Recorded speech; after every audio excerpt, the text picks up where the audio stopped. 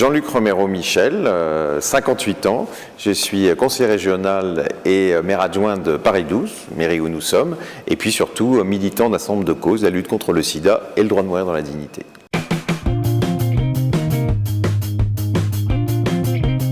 Bon Jean-Luc, avant de parler de tout ça, c'est quoi tes loisirs? Parce que vu que tu as une vie bien remplie, est-ce que tu as un peu de temps pour faire autre chose? Ouais, quand même. Alors, qu'est-ce que tu aimes bien faire? Non, mais quand je bosse, je bosse. Ça, c'est clair que dans l'année, je bosse beaucoup. Mais en même temps, je me bloque des week-ends et je me bloque des vacances. Et je vais beaucoup à l'étranger, paradoxalement, et en général où il y a un décalage horaire. Parce que j'ai l'impression d'être déconnecté. C'est le seul moyen de se déconnecter, ce qui est à la fois paradoxal, parce que je voyage tout le temps déjà, je fais des réunions partout dans toute la France, toute l'année, mais en même temps, voilà, je m'en vais, je suis déconnecté. Alors qu'est-ce que je fais? Je me repose déjà beaucoup. Tu dors? Je dors. Bon, souvent j'écris aussi, j'écris quand même quelques livres, il faut bien les faire, et c'est les seuls quand même moments pour le faire. Je lis. Tout et n'importe quoi d'ailleurs, je rattrape ce que j'ai pas le temps de faire dans l'année. Des conneries, des romans pourris, des romans pourris, mais des magazines People, des bios. S'ils traînent, oui, mais comme j'ai souvent à l'étranger, c'est des magazines People étrangers, c'est quand même beaucoup moins intéressant. Mais c'est vrai que si j'ai, je sais pas, Paris Match ou autre chose, comme chez le coiffeur, je les lis, quoi. Ouais.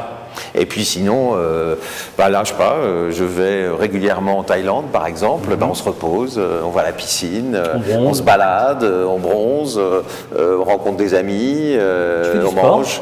Ouais, je fais du sport. Ouais, je fais du sport.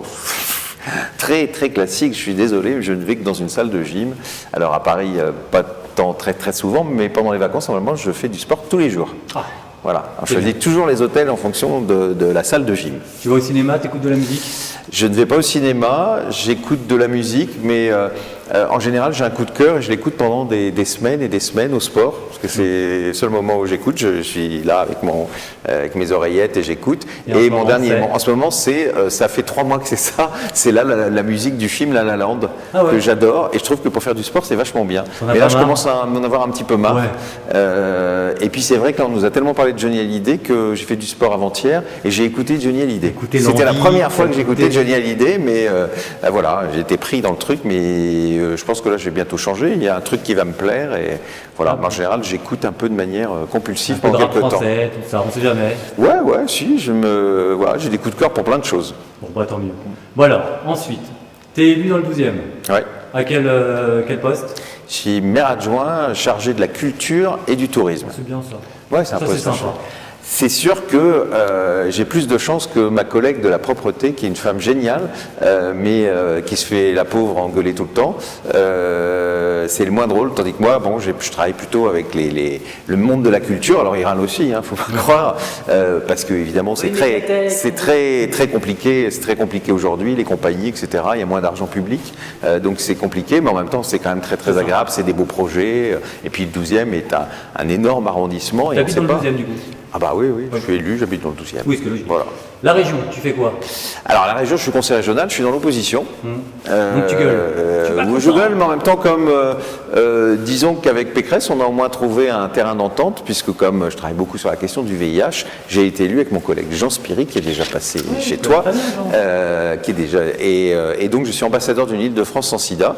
Et il y a quelques mois, on a fait voter un plan pour une Île-de-France sans sida, c'est-à-dire on a l'objectif qu'en 2030, le sida disparaisse de cette région. C'est possible, et donc on se bat. Donc ça, c'est plutôt intéressant. De cette région?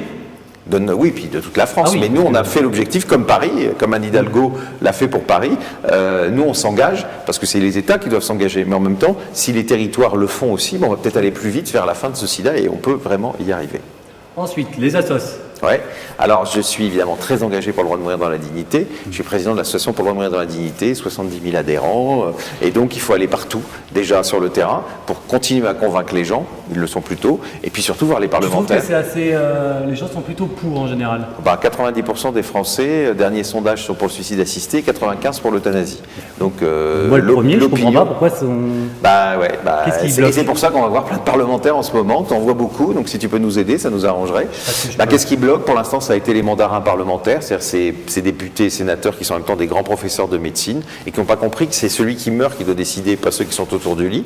Et puis les églises, et notamment l'église catholique, qui est très représentée dans le Parlement, et jusqu'à présent, c'était compliqué. Mais je crois que c'est peut-être en train de changer, et que dans la nouvelle génération de parlementaires, il y en a l'air d'avoir un certain nombre qui ont compris qu'il fallait peut-être une autre loi.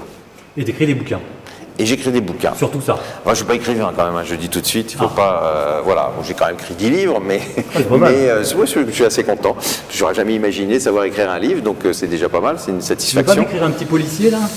J'aimerais bien. En fait, c'est mon but. Dès que je serai à la retraite, je veux réussir à écrire au moins un roman. Et alors, qui va faire le prochain casting politique?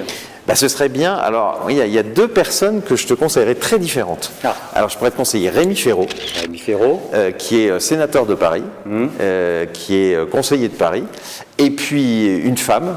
Parce que la parité, moi je suis pour la parité, Esther Benbassa, qui est aussi sénatrice de Paris, mais qui a un profil totalement différent. Et vraiment, c'est des gens que je te conseille, et j'espère qu'ils vont te recevoir. Ah, oui, mais Esther et Rémi, il faut absolument que vous répondiez. Voilà. C'est pas compliqué, ça passe vite, donc allez-y, on compte sur vous. Merci Jean-Luc. À bientôt. À bientôt. Salut.